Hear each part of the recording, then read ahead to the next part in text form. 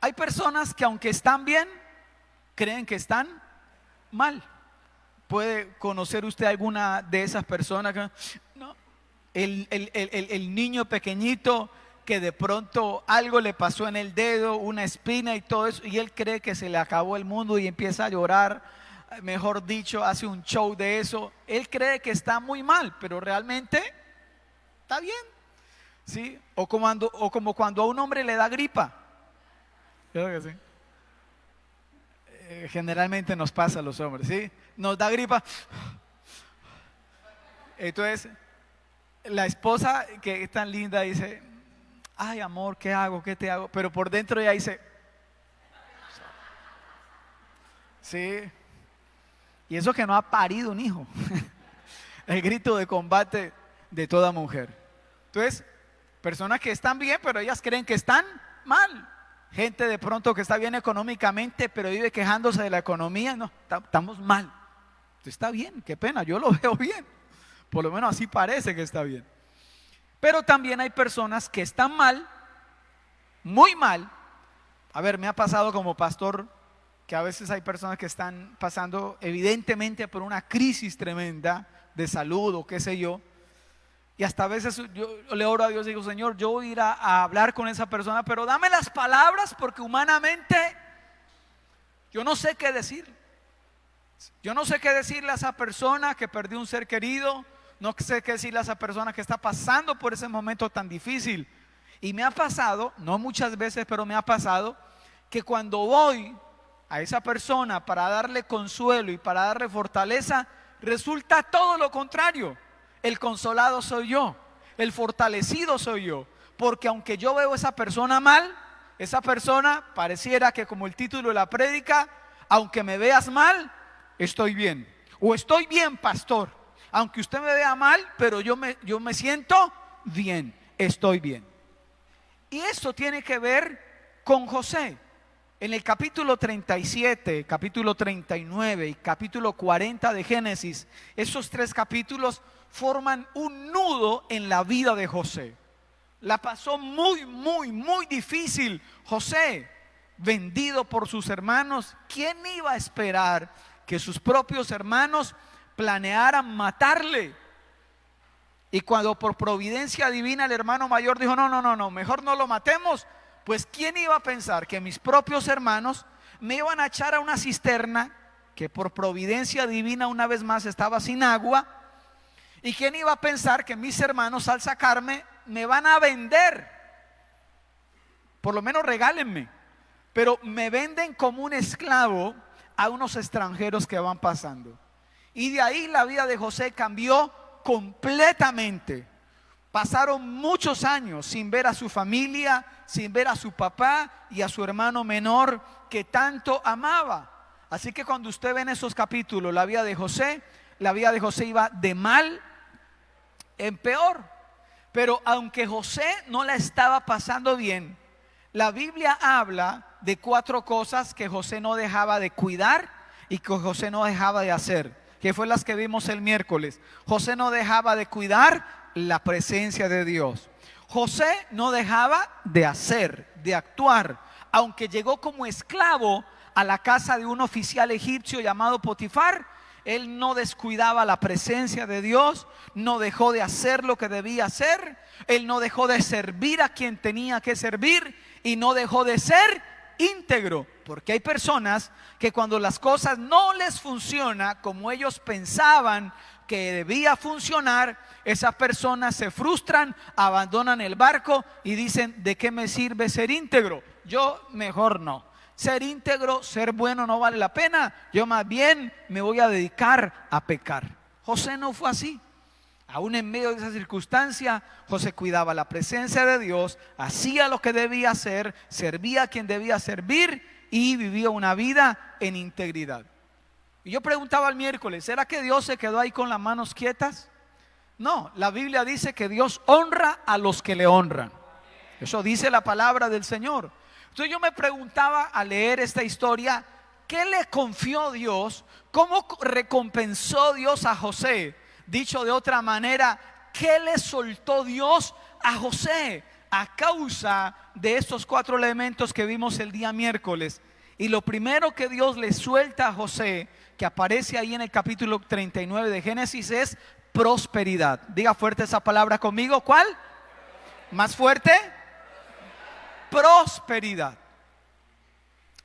Es una palabra que ha sido mal usada y malentendida en las iglesias cristianas.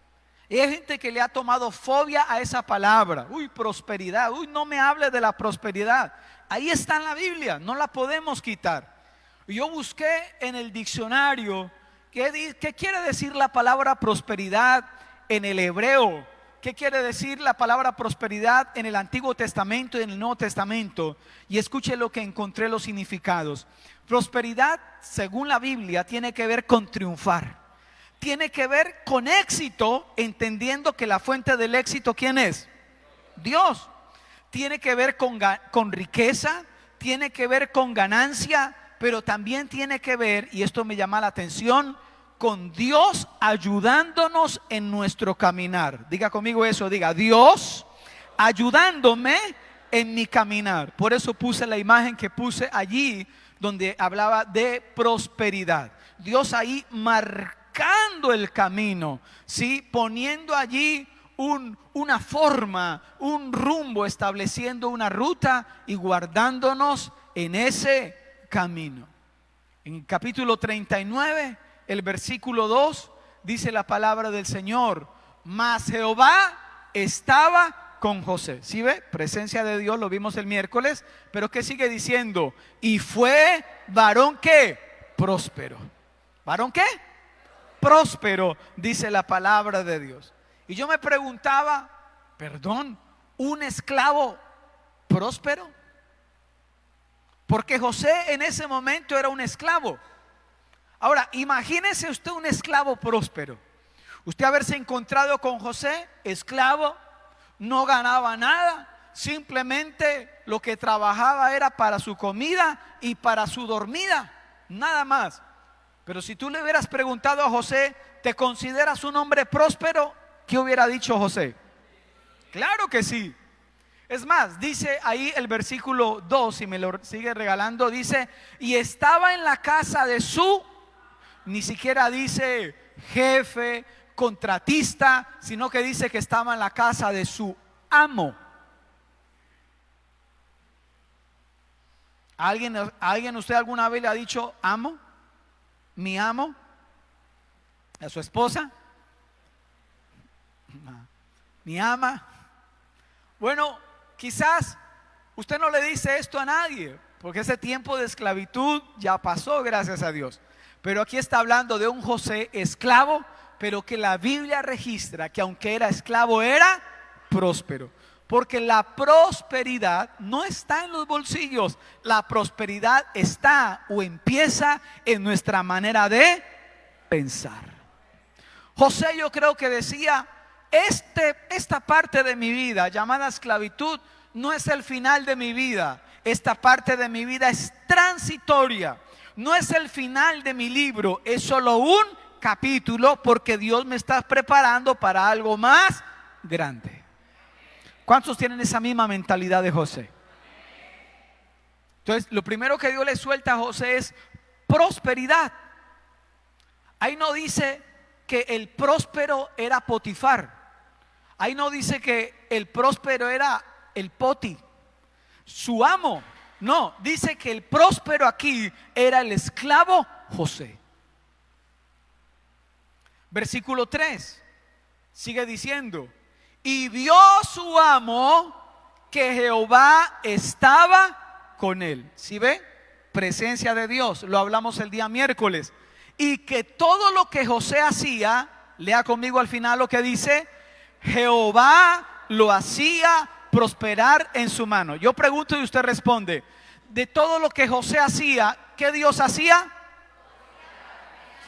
Lo hacía prosperar en su mano. En otras palabras, todo lo que José tocaba prosperaba. ¿Cuántos de esos hay aquí? A lo bien, ¿cuántos de esos hay aquí? Mire, hay gente, hermano, que Dios les ha confiado esto, la prosperidad. Han cambiado su manera de pensar. todo lo que tocan, perdóneme la ilustración, son como el rey Midas, todo lo que toca lo vuelven oro. Sí, esa mujer que se casó con ese marido feo, horrible, sí, pero pasaron 5 años y lo tiene pulido, atalajado. Ni sabía vestirse ni sabía vestirse el hombre, pero ella lo cogió y lo atalajó. ¿No es lo que dice la Biblia en Proverbios 31 de la mujer virtuosa? Todo lo que esa mujer toca. ¿Aló? Igualmente, hay hombres que tienen también esa bendición, esa manera de pensar. Escucha acá, yo he visto gente, líderes a quienes se les entrega una célula y la hacen crecer, la disparan. ¿Qué cargan dentro de sí? Prosperidad. ¿Aló? Se les entrega un cargo, se les entrega un ministerio, y ese cargo, ese ministerio florecen. Se les confía un privilegio y no hacen menos de lo que se espera, hacen más, la sacan del estadio. ¿Cuántos de esos hay aquí? Usted sabe la historia. José termina en la cárcel, y allí en la cárcel también aparece la palabra prosperidad para José. El versículo 23 dice, no necesitaba atender el jefe de la cárcel cosa alguna de las cosas que estaban al cuidado de quién. ¿Por qué? Porque Jehová estaba con José. ¿Sí ve? Presencia de Dios. Y lo que él hacía, yo digo la primera parte como si fuera una letanía. Y lo que él hacía, otra vez, y lo que él hacía, ahora dígalo para usted, y lo que yo hago, denle un aplauso fuerte a Dios si usted lo cree.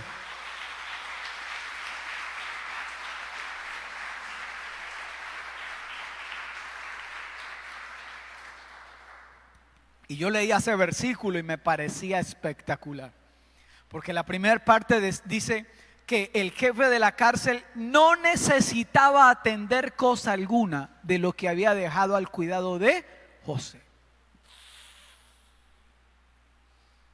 O sea, José para el jefe de la cárcel no era una carga. Es que hay gente, no hay de esos acá, pero en otras iglesias y en otros lugares. Pero hay gente acá que si usted no les está respirando al cuello, no funcionan. ¿Qué hubo? ¿Va a venir? ¿No va a venir? ¿Por qué no llamo? ¿Viene o no viene? ¿Al fin se hizo o no se hizo? ¿Sí llegó? ¿Sí iba a llegar puntual? ¿Se hizo lo que le pidió? Gente que si usted no le respira al cuello, no funciona. ¿Hay gente así? José no. Con razón la Biblia dice que todo lo que José hacía, Dios lo hacía prosperar en su mano. José se autogobernaba. Y cuando yo me autogobierno, no tengo necesidad de gobierno externo, porque yo me sé autogobernar. Nadie me tiene que cuidar, porque yo sé lo que debo hacer. Soy responsable con mis asuntos. ¿Aló? José, es que José no estamos hablando de una persona de 40, 70, 60, 50. No, estamos hablando de un muchacho que era responsable, porque todo lo que ponían a su cuidado, él respondía. Con razón al final dice que lo que él hacía, Jehová lo prosperaba. Pregúntale al que está al lado, ¿eres como José?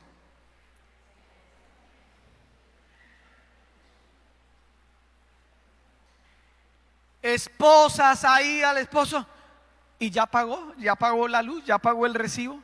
No. Y ya, no.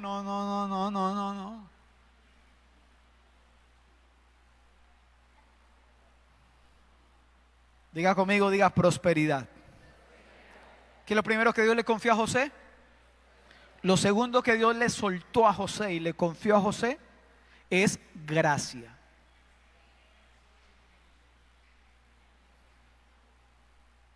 ¿Y qué es gracia? Allá afuera lo llamarán aura. es que usted tiene un aura, dicen los de la nueva era.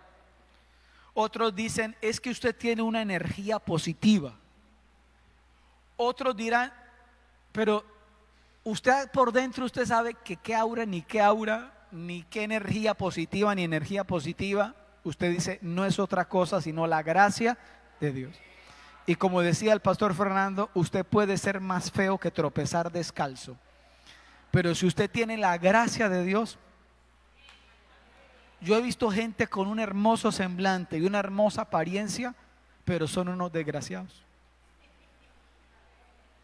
Ustedes pues son bonitos, pero no le encuentro gracia. Entonces el verso 4, hablando acerca de la gracia, dice, así José halló gracia en sus ojos, o sea, en los ojos de su amo, y le servía. ¿Y qué sucedió después? Y le hizo mayordomo de su casa y entregó en su poder ¿cuánto? Entonces mire acá, dice la Biblia que esa gracia que Dios le da a José, su amo Potifar la vio en el rostro, en la vida de José, y por lo tanto le confió todo lo que tenía. Gracia. La primera vez que aparece en la Biblia la palabra gracia, aparece con un hombre llamado, leen la Biblia, ¿no? Llamado Noé. Y la Biblia dice que Noé halló gracia delante o ante los ojos de Jehová. ¿Aló? Así que ante el primero que debemos nosotros hallar gracia es ante los ojos de ¿quién? De Dios.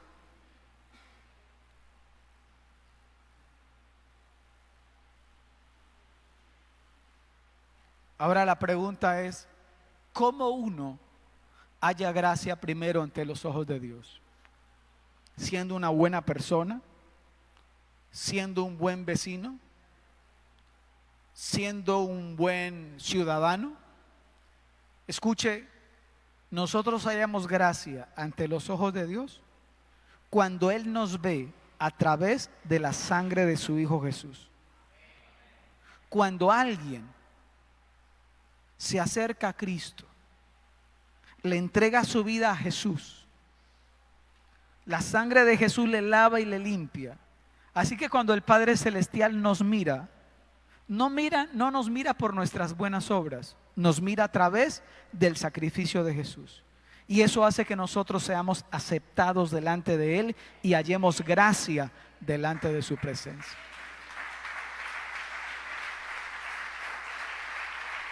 Por eso la Biblia dice en Hebreos,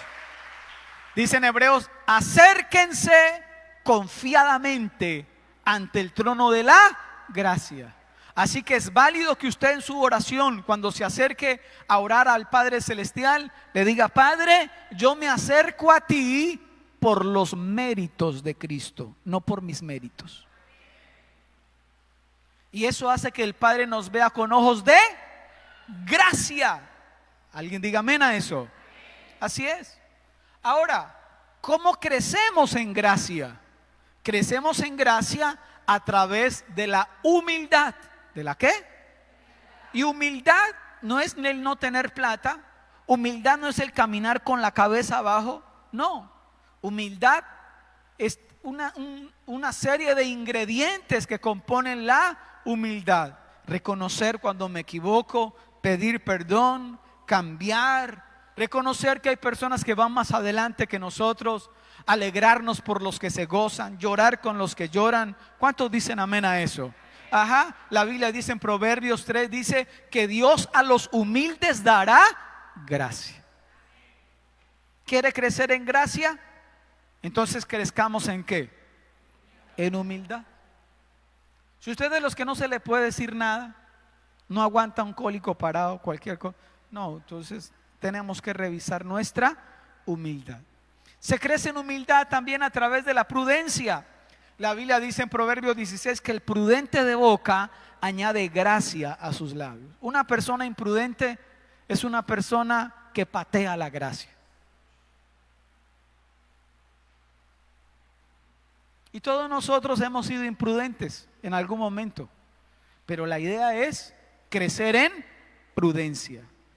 Ahora, no solamente escuche esto, Dios le dio gracia a José delante de Potifar, sino que cuando estuvo en la cárcel, mire lo que dice el verso número 21, pero Jehová estaba con José y le extendió su misericordia y le dio gracia en los ojos del jefe de la cárcel, dice la palabra del Señor.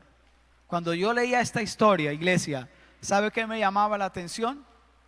Que la Biblia describe en uno de esos versículos que José era de hermoso semblante y de bella presencia, así como el vecino que usted tiene a su lado. Hermoso semblante y bella presencia. Pero escucha acá, ¿qué fue lo que le abrió puertas a José? ¿Que era de hermoso semblante y bella presencia? No, lo que le abrió puertas a José fue la gracia de Dios en él.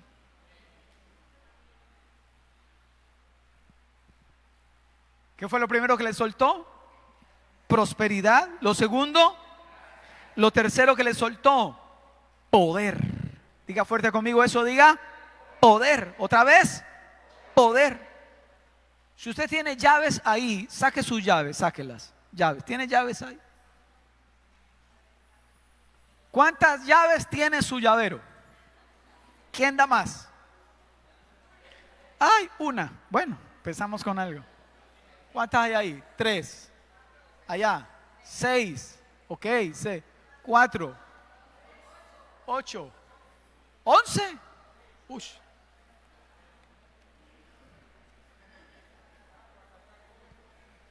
Escuche. Llaves es poder.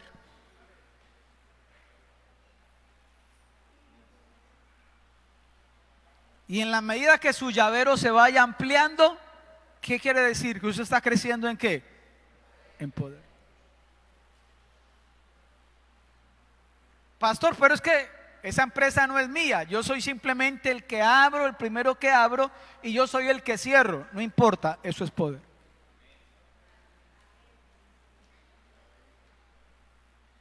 Y cuando usted empiece a ver que a usted se le confían llaves, usted vaya viendo cómo Dios prospera su camino. Pero cuando usted empiece a ver que le van quitando las llaves, le dice, no, usted no puede tener todavía las llaves de la casa, venga para acá. Toca el timbre o toca la puerta cuando quiera entrar. Entonces, ¿qué está perdiendo? Poder.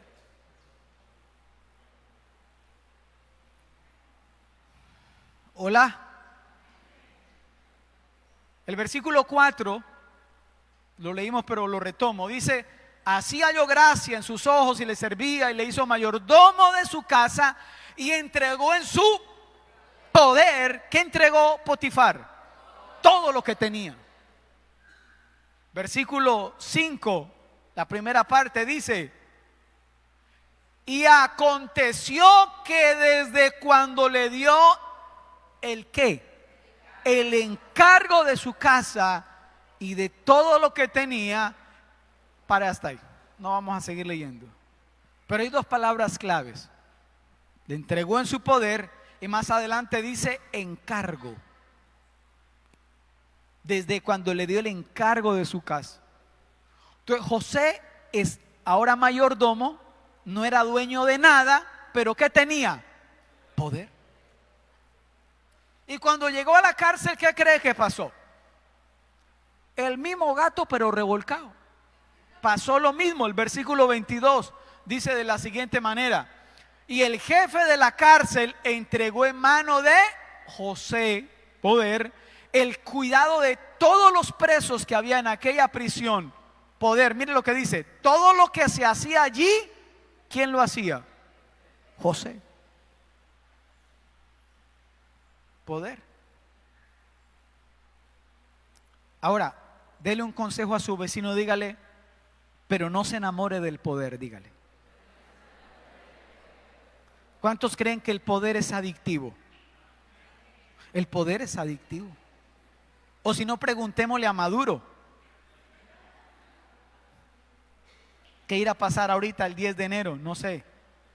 pero el poder es adictivo. ¿Hola?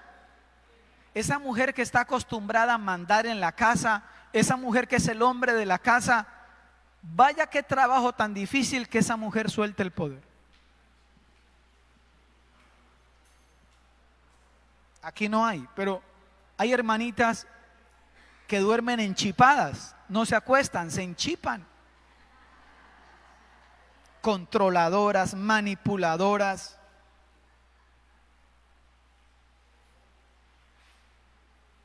Un matriarcado, una cosa rara ahí. Eso es diabólico, lo que hay detrás de todo eso.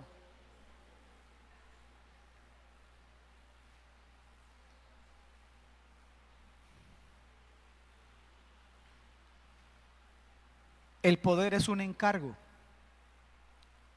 Ahora yo pregunto algo. ¿Era José dueño de la casa de Potifar? No. ¿Era José el dueño de la cárcel? Pero en su momento todo lo de Potifar y en su momento todo lo de la cárcel estaba bajo su poder. Porque no se movía una aguja en la cárcel a no ser que José la autorizara.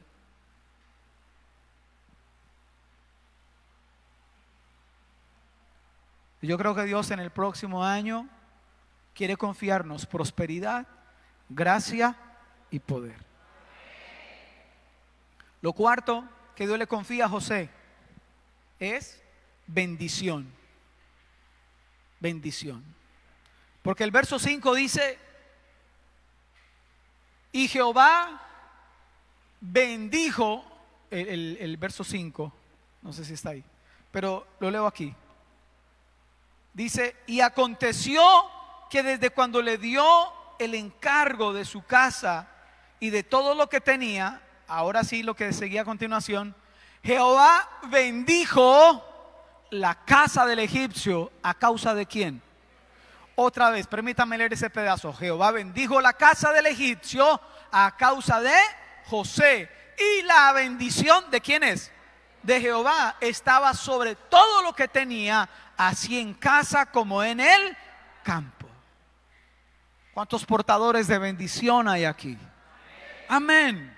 Gente que todo lo que toca florece. Son portadores de bendición. Así como también, y me da tristeza ver gente, cuando yo iba al campo con mi papá y toda la cuestión, había una matica, una plantita que se llamaba la dormidera. ¿La conocen? Abierta así, pero cuando usted la toca. Entonces, cuando yo preparaba esta palabra, yo pensaba en eso. Hay gente que en lugar de portar bendición, todo lo contrario, todo lo que tocan se marchita. Pero la Biblia dice que todo lo que José hacía, Dios lo bendecía. O sea, Dios bendijo la casa de Potifar a causa, lo leímos, de José. Qué bonito que en el cielo se dijera: Dios bendijo a esa empresa, X empresa, a causa de que estaba ahí. Y yo hubiera querido saber qué pasó con la casa de Potifar después de que José salió de allá. Bendición. Y lo último que Dios le confió a José es protección.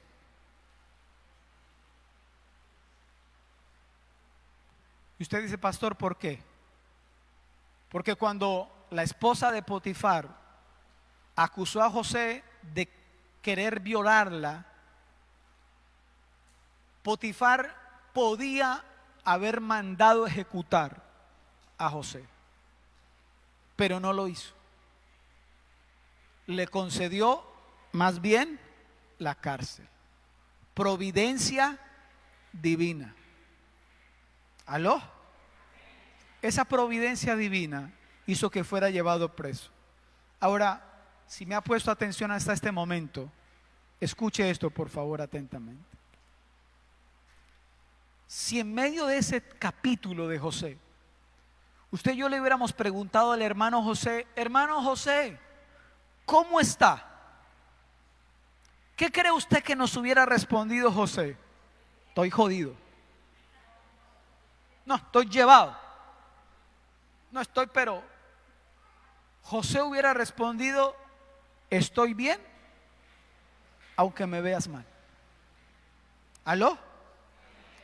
Porque esclavo mayordomo, pero de mayordomo a preso, ¿eso es ascendente o descendente?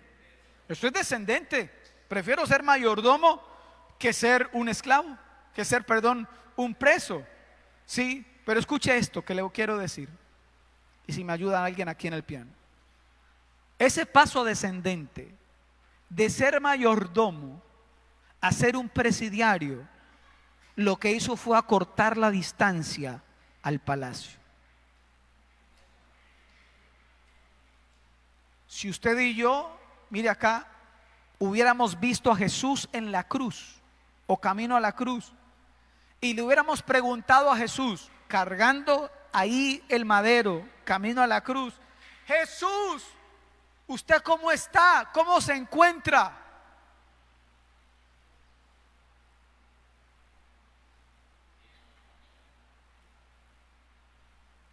¿Usted cree que Jesús qué hubiera hecho? Llevado. Eso me pasa por ¿quién me mandó a meterme? Jesús hubiera dicho, estoy bien, aunque me veas. Es más, incluso si usted se acuerda, cuando Jesús estaba cargando el madero, dice que algunas mujeres se acercaron llorando y Jesús las miró y les dijo, no lloren por mí, lloren por sus hijos, lloren por lo que vendrá, pero no lloren por mí. Aunque me veas mal, estoy bien. Y ese camino a la cruz, o la cruz, no fue otra cosa sino un paso más cerca de la gloria. ¿Puede usted mirar a alguien de confianza y decirle, aunque me veas mal, estoy muy bien? Pastor, ¿y por qué tanta seguridad? De que aunque la pueda estar pasando mal, ¿por qué tanta seguridad que aunque la pueda estar pasando mal, estoy bien? Escuche esto que le quiero decir. Porque estoy en la senda del cumplimiento del propósito. Porque no he descuidado la presencia de Dios. Porque estoy haciendo lo que debo estar haciendo. Porque estoy sirviendo como debo servir, con la actitud que debo servir y a quien debo servir. Y porque estoy viviendo una vida en integridad delante de Dios. Por eso, aunque me veas mal, estoy bien. Porque a los que amamos a Dios, todas las cosas nos ayudan para bien. Ese versículo no aplica para todos, porque más adelante dice, los que conforme a su propósito son llamados. Aquellos que caminan en el propósito. José, esclavo, mayordomo en la cárcel, ¿estaba caminando en el propósito? Sí. Cualquiera hubiera dicho, ese José mató un pastor o mató un cura para que esté pagando algo. Algo está pagando José. Y José estaba diciendo, yo solo sé que cuido la presencia de Dios, que sirvo como debo servir a quien debo servir, que estoy haciendo lo que Dios me mandó a hacer y que estoy viviendo íntegramente. El resto le compete. Así que no tengan lástima de mí, nos diría José. Aunque me vean mal, lo que estoy es muy bien.